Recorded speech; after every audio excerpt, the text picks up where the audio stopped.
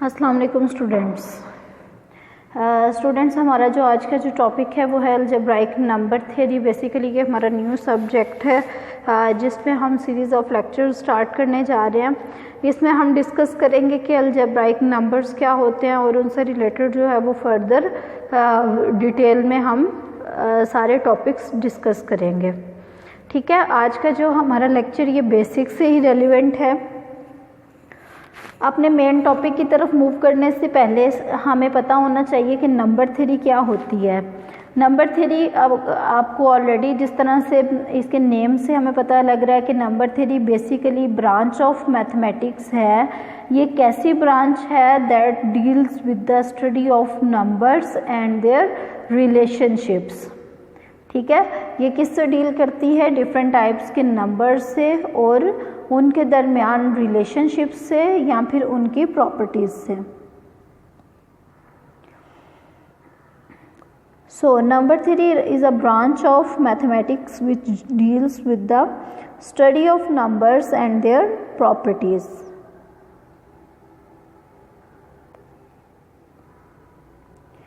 And their properties are their relations. ये तो होगी नंबर थ्योरी की डेफिनेशन जो बहुत ही बेसिक है और बहुत ही इजीली अंडरस्टैंडेबल है। अब नेक्स्ट क्वेश्चन अराइज होता है कि अलजेब्राइक नंबर क्या होते हैं।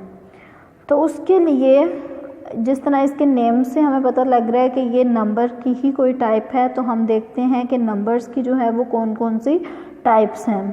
पहली टाइप्स जो है वो इसकी दो मेजर टाइप्स हैं। एक होते हैं ट्रांसेंडेंटल नंबर्स और second one is algebraic numbers.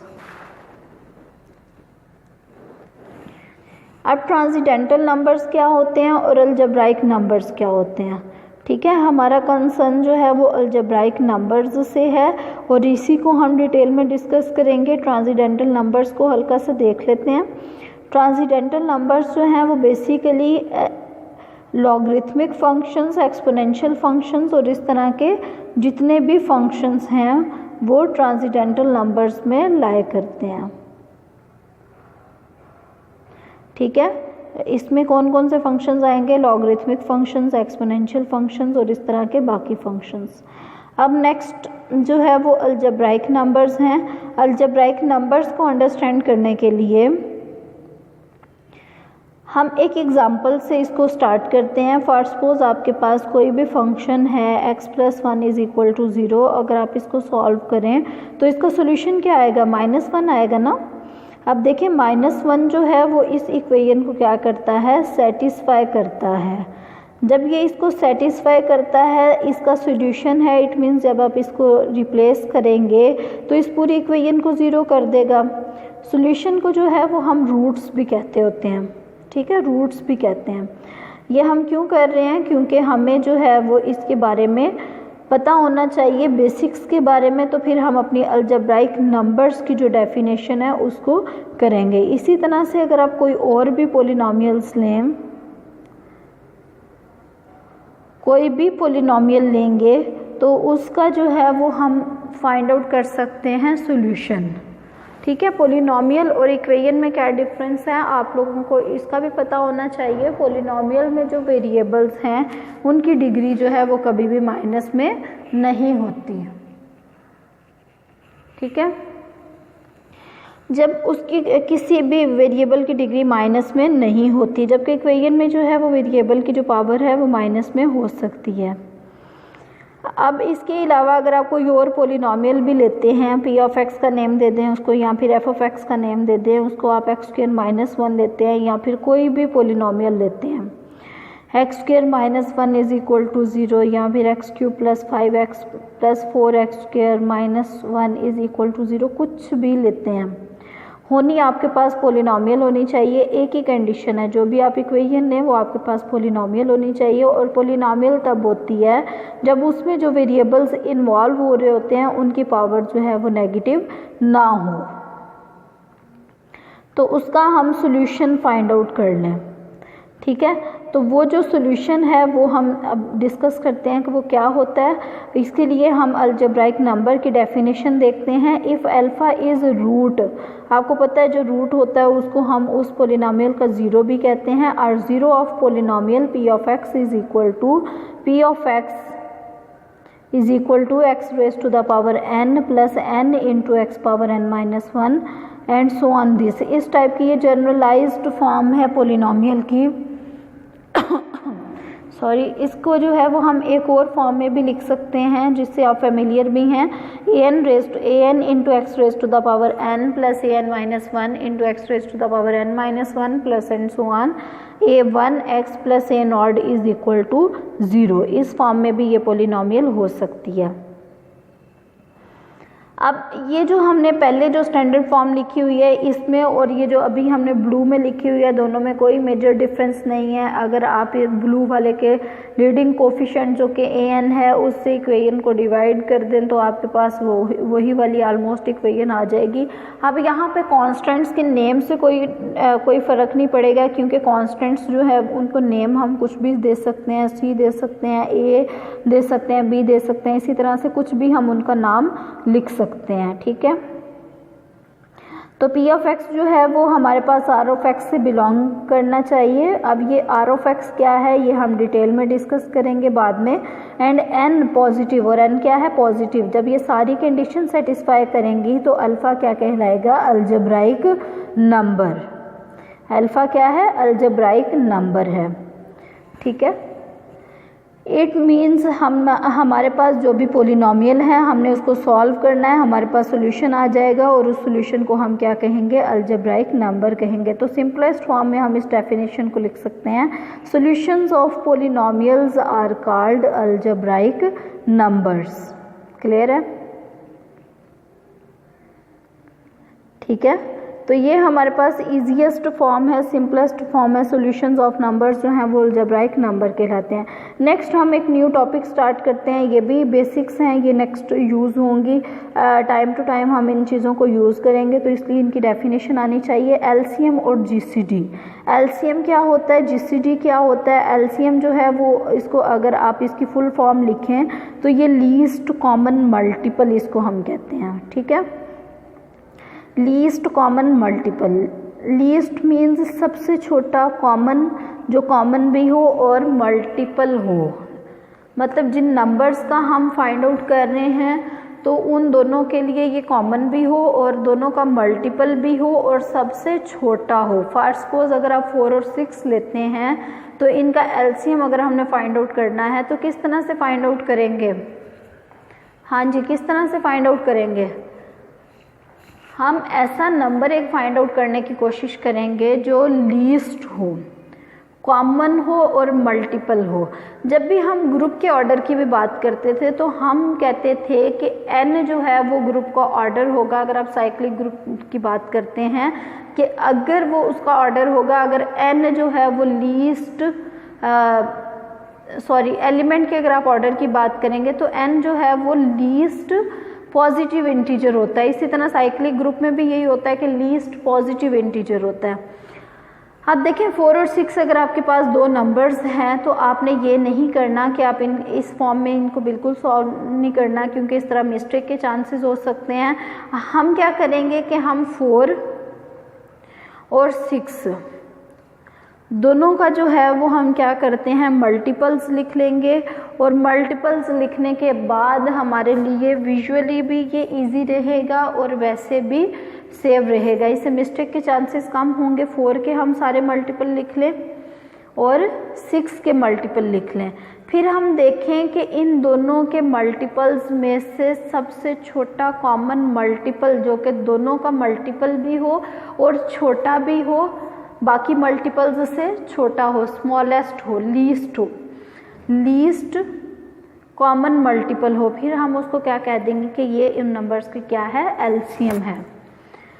तो एलसीएम की पहले हम डेफिनेशन देख लेते हैं। Least common multiple, it means उसका नेम ही हमें उसकी डेफिनेशन को डिफाइन कर रहा है। मोस्ट ऑफ द टाइम जो भी टॉपिक का नेम होता है एक्चुअली उसी में उसकी डेफिनेशन होती है, ठीक है। तो वर्ड्स पे जो है वो उनको एनालाइज किया करें, उन पे गौर किया करें। Let capital R be a commutative ring,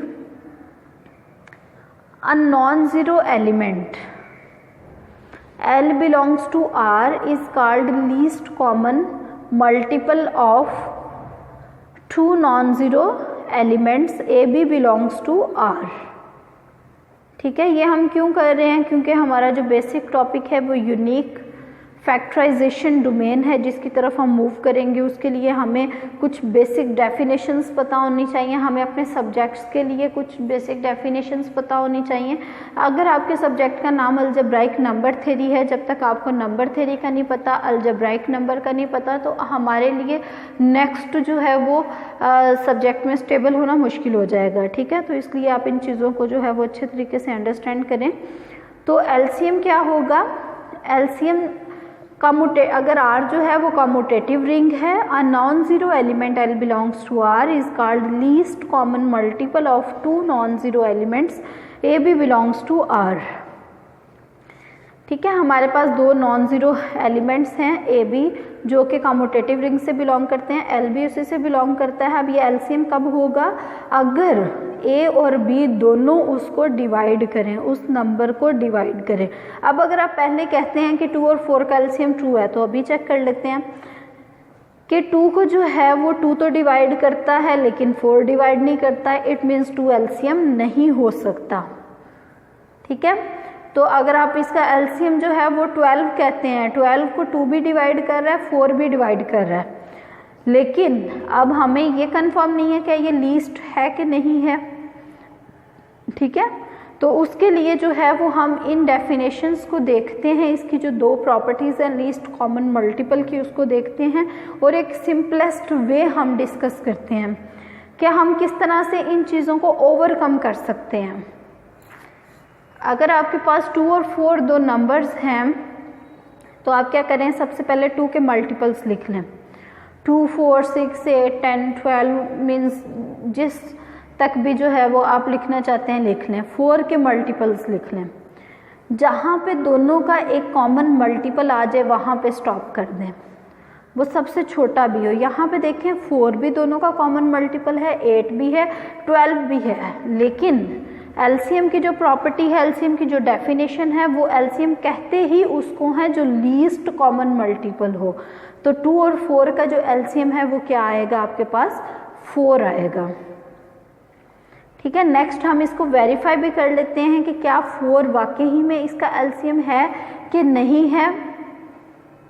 तो उसको वेरीफाई करने के लिए जो अभी हमने प्रॉपर्टी डिस्कस की है उसको अप्लाई करेंगे। अगर तो वो सेटिस्फाई होती है तो हम कहेंगे कि yes it is LCM, otherwise नहीं होगा, ठीक है। तो प्रॉपर्टी क्या थी कि जो भी आपके पास एलसीएम आए, जिन दो नंबर्स का एलसीएम आपके पास आए, उस एलसीएम को वो दोनों नंबर्स डिवाइड करने चाहिए, ठीक है। वो दोनों नंबर्स क्या करने चाहिए? उस एलसीएम को डिवाइड करने चाहिए। अब देखें, अगर आपको इसे दो और नंबर्स लेते हैं तो 2 और 6 अगर आप लेते हैं, 2 के मल्टीपल्स लिख लिए, 6 के मल्टीपल्स लिख लिए, यहाँ पे आपने डायरेक्ट नहीं कह देना 12 एलसीएम है, क्योंकि 12 जो है वो दोनों का कॉमन मल्टीपल तो है, लेकिन जो मेन आपकी कंडीशन है लीस्ट की, ये लीस्ट नहीं है। यहाँ पे जो है वो 6 इन दोनों का एलसीएम है। अब देखें, जब आप 2 और 6 की बात करते हैं, अभी हमने कहा कि इसका 6 एलसीएम है। यहाँ पे नोटेशन का देखें, नोटेशन आपने ये स्मॉल ब्रैकेट यूज़ नहीं करनी, क्योंकि स्मॉल ब्रैकेट जीसीडी के लिए होती है, स्क्वायर ब्रैकेट जो है वो एलसीएम के लिए होती है, ठीक है। ये स्क्वायर ब्रैकेट जो है वो एलसीएम के लिए होती है।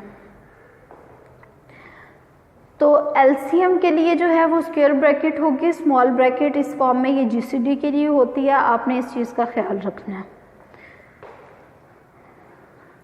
ये जो जीसीडी की नोटेशन है ये काफ़ी जगहों पे हम यूज़ करते रहे हैं और इससे तो हम फेमिलियर हैं, लेकिन एलसीएम का हमें नहीं पता था, तो अब वो भी हमारे पास आ गया। अब देखिए 2 और 4 का अगर आपके पास एलसीएम जो है, एलसीएम की ये नोटेशन है, ठीक है, दरमियान में कॉमा आ जाएगा। 2 और 4 का जो एलसीएम है अभी हमने कहा 4 है।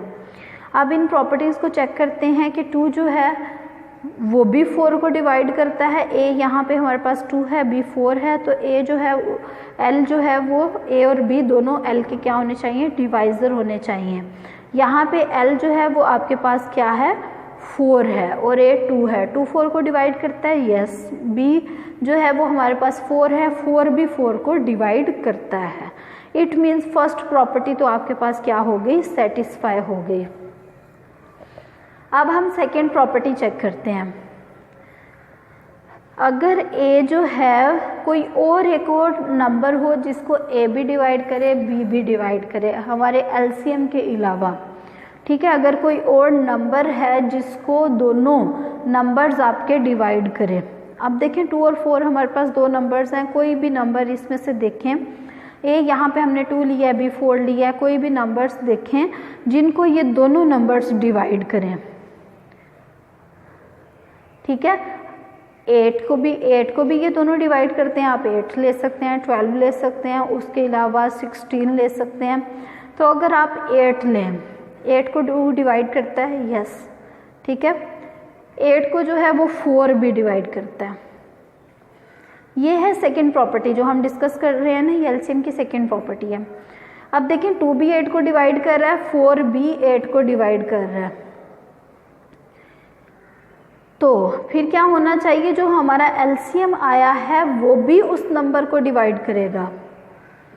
तो यहाँ पे बाय चांस हमारा जो एलसीएम आया है वो 4 ही आया है और 4 जो है वो 8 को डिवाइड करता है। अगर ये दोनों प्रॉपर्टीज सेटिस्फाई हो गई तो हम क्या कहेंगे कि वो जो नंबर हमारे पास l इज इक्वल टू जो 4 आया वो हमारे पास क्या है, एलसीएम है इन दोनों नंबर्स का, 2 और 4 का, ठीक है।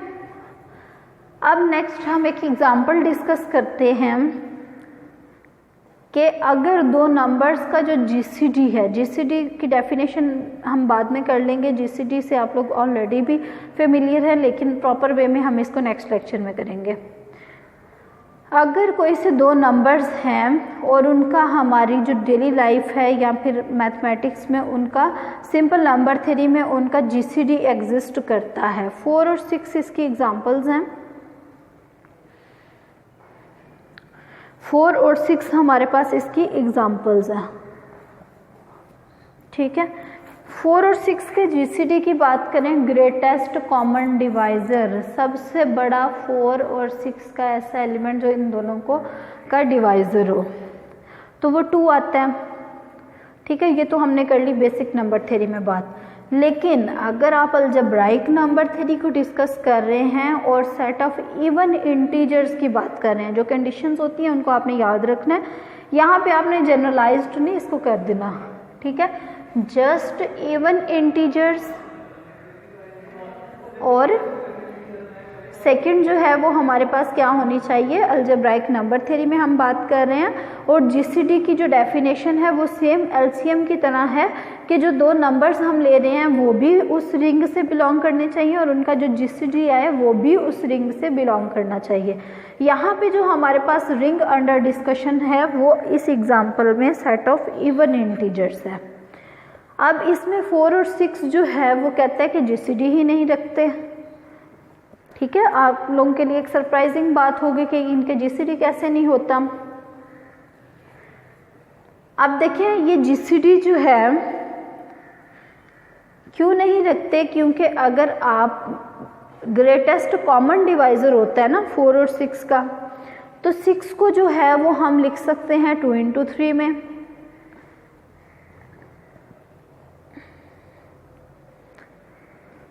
ठीक है। ये हम इसको लिख सकते हैं, लेकिन 3 जो है वो सेट ऑफ इवन इंटीजर से बिलोंग ही नहीं करता, तो इट मीन्स ये हमारे पास जीसीडी नहीं रखता। ये हम किस में बात कर रहे हैं, रिंग थ्योरी में बात कर रहे हैं, कम्यूटेटिव रिंग में बात कर रहे हैं।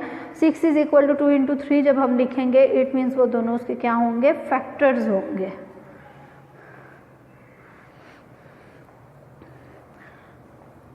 वो दोनों उसके फैक्टर्स होंगे। नेक्स्ट हम फैक्टर की भी डेफिनेशन करेंगे और इसके अलावा भी कुछ डेफिनेशंस करेंगे। अभी आपने ये याद रख लेना है कि ये हमारे पास सेट ऑफ इवन इंटीजर्स में 4 और 6 का जो जीसीडी है वो एग्जिस्ट नहीं करता। क्यों नहीं करता? क्योंकि ये जीसीडी की प्रॉपर्टीज़ को सेटिस्फाई नहीं करता, जो कि हम नेक्स्ट लेक्चर में डिटेल में डिस्कस करेंगे। अब फैक्टर की अगर आप डेफिनेशन देखें तो जब भी हम किसी नंबर को जो है वो 2 या 3 नंबर्स के प्रोडक्ट में लिखते हैं तो हर नंबर उस प्रोडक्ट में हर नंबर जो है वो गिवन नंबर को डिवाइड करता है। जब वो उसको डिवाइड करता है इट मीन्स वो उस नंबर का फैक्टर होता है।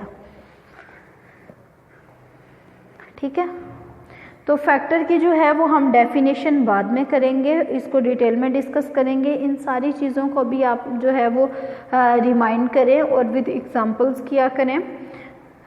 लीस्ट कॉमन मल्टीपल एलसीएम की हमने एक एग्जांपल की, अलजेब्राइक नंबर थ्योरी को भी हमने विद एग्जांपल डिस्कस किया। अगर आपका कोई भी क्वेश्चन होता है तो आप उसी लेक्चर के नीचे जो है वो थ्रू कमेंट उसमें अगर आपका कोई क्वेश्चन होता है तो आप पूछ सकते हैं। तो बाकी अगर आप चैनल पे न्यू हैं तो चैनल को सब्सक्राइब कर लें और सब्सक्राइब करने के साथ साथ बेल आइकॉन पे क्लिक कर दिया करें ताकि जैसे ही लेटेस्ट वीडियो अपलोड हो आपको नोटिफिकेशन में उसकी इन्फॉर्मेशन पहुंच जाए। ठीक है, होप सो आपको समझ आ गई होगी। अगर आपको नहीं आई तो दोबारा से इसको देखें और कोई क्वेश्चन है तो आप पूछें। नेक्स्ट जो है वो हम डिटेल में डिस्कस करेंगे जीसीडी को विद एग्जांपल्स, और फिर उसके बाद जो हम कुछ डेफिनेशंस और एग्जांपल्स करने के बाद अपने मेन टॉपिक की तरफ आएंगे, that is unique factorization domain. Algebraic number theory को हम यूनिक फैक्टराइजेशन डोमेन से इसका स्टार्ट लेंगे और फिर इसको डिटेल में डिस्कस करेंगे। होप सो आपको समझ आ गई है। तो बाकी day by day daily basis पे करें काम, आपके लिए हेल्पफुल भी होगा, आपके लिए आसानी भी होगी, क्योंकि जब तक आपकी बेसिक्स स्ट्रांग नहीं होंगी नेक्स्ट टॉपिक्स की तरफ मूव करना आपके लिए बहुत ही मुश्किल हो जाएगा। तो अपनी ग्रिप स्ट्रांग करने के लिए बेसिक्स जो है वो हमेशा स्ट्रांग होनी चाहिए, डेली बेसिस पे कॉन्स्टेंटली काम करना चाहिए। ठीक है, थैंक यू सो मच, अल्लाह हाफिज़।